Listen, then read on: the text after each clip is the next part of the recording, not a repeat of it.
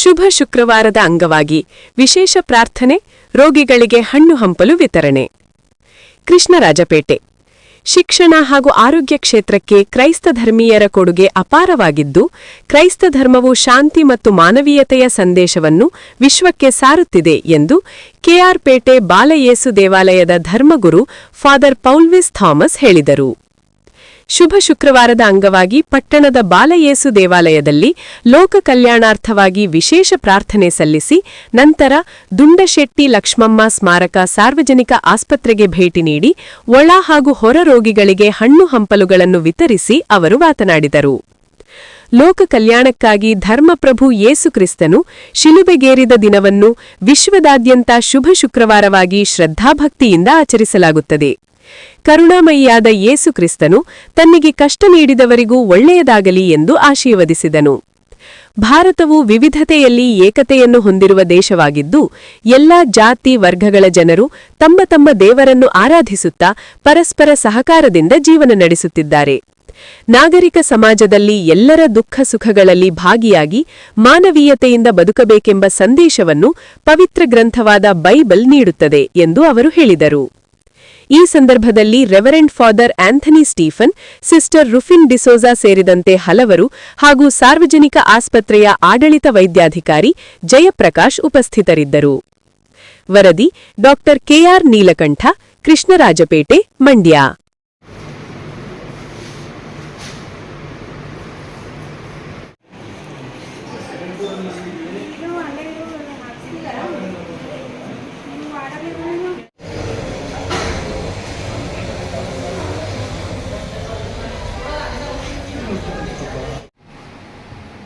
ಇಲ್ಲ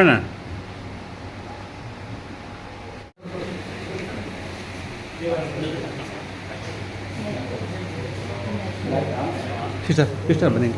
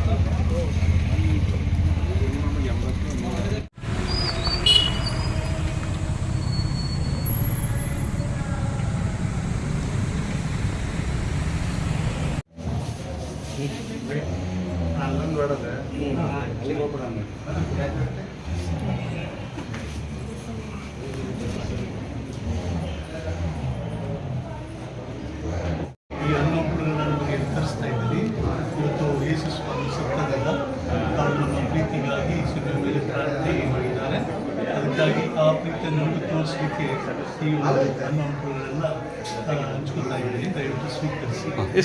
ಶುಭವಾಗಲಿ.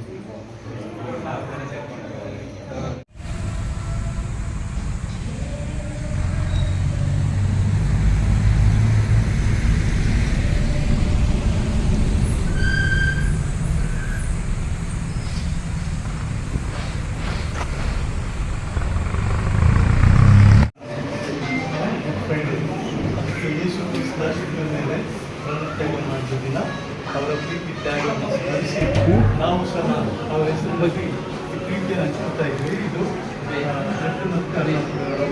ನಿಮಗೆ ದೇವರು ಒಳ್ಳೆ ಆರೋಗ್ಯ ಕೊಡಲಿ. ಈಗ ಯೇಸು ಕ್ರಿಸ್ತನನ್ನು ವಿಶೇಷವಾಗಿ ಆಸ್ವಾದಿಸ್ತಾರೆ. ಮಂಜುನಾಥ್, ಇವತ್ತು ಗುಡ್ ಫ್ರೈಡೇ ಗೊತ್ತಲ್ಲ, ಇವತ್ತು ಶುಭ ಶುಕ್ರವಾರ. ಇವತ್ತೇ ನಮ್ಮ ಯೇಸು ಕ್ರಿಸ್ತರು ಶಿಲುಬೆ ಮೇಲೆ ಪ್ರಾಣತ್ಯಾಗ ಮಾಡಿದ ದಿನ.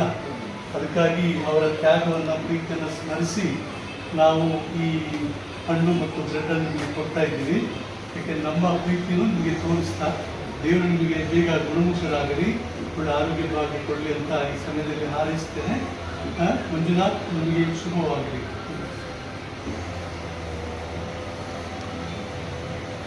ಶುಭ ಶುಕ್ರವಾರ, ಯೇಸು ಶಿಲುಬೆ ಮೇಲೆ ಪ್ರಾಣತ್ಯಾಗ ಮಾಡಿದ ದಿನ.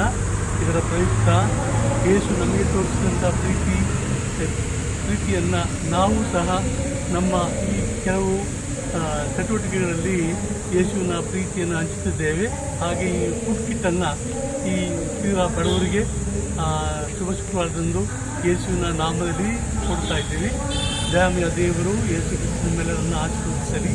ಶುಭ ಶುಕ್ರವಾರ ಶುಭಾಶಯಗಳನ್ನು ನಿಮಗೆ ಕೋರುತ್ತೇನೆ.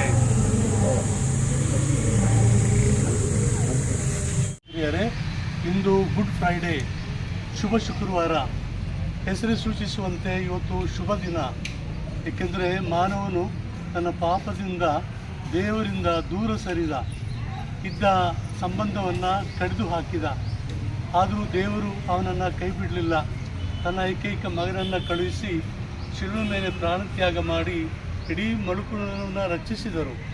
ಅದಕ್ಕಾಗಿ ಈ ಶುಭ ದಿನದಂದು ಯೇಸು ಕ್ರಿಸ್ತರ ತ್ಯಾಗದ ಪ್ರೀತಿಯ ಸಂಕೇತವಾಗಿ ನಾವು ಆಸ್ಪತ್ರೆಗಳಲ್ಲಿರುವ ರೋಗಿಗಳಿಗೆ ಹಣ್ಣು ಹಂಪಲುಗಳನ್ನು ಬ್ರೆಡ್ಡನ್ನು ಹಂಚುತ್ತೇವೆ.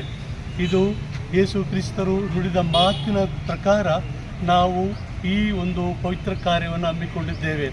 ಯೇಸು ಕ್ರಿಸ್ತ ನುಡಿದರು, ಗೆಳೆಯರಿಗಾಗಿ ತನ್ನ ಪ್ರಾಣವನ್ನೇ ಅರ್ಪಿಸುವುದಕ್ಕಿಂತ ದಾರಿ ಇರುವುದಕ್ಕಿಂತ ಹೆಚ್ಚಿನ ಪ್ರೀತಿ ಇಲ್ಲ ಎಂದು ನುಡಿದರು.